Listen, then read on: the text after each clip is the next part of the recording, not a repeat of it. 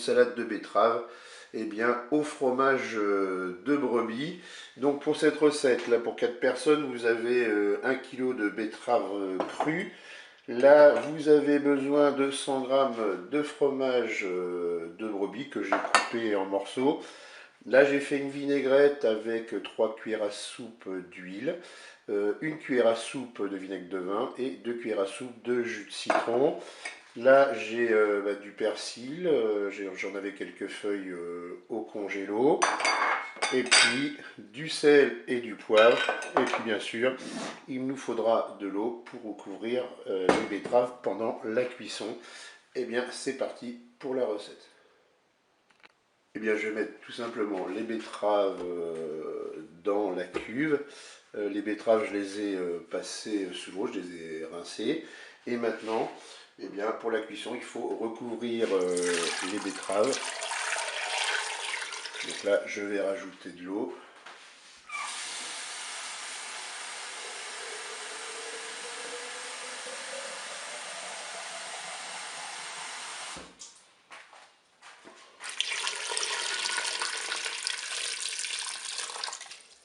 Voilà, mes betteraves sont recouvertes.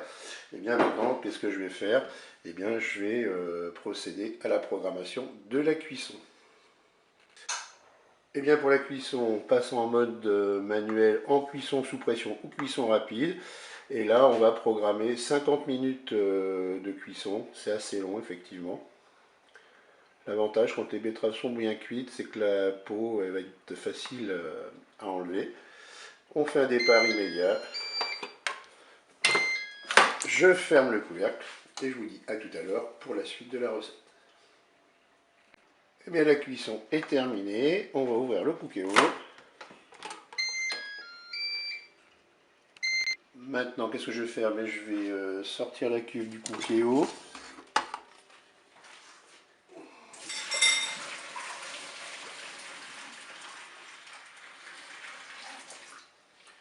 Voilà, j'ai égoutté l'eau.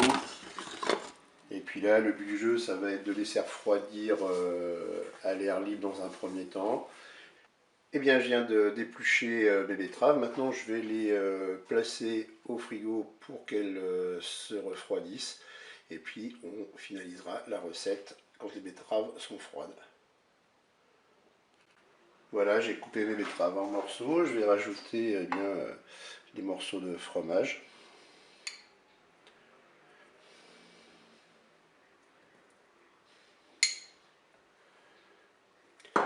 Je vais maintenant rajouter le persil.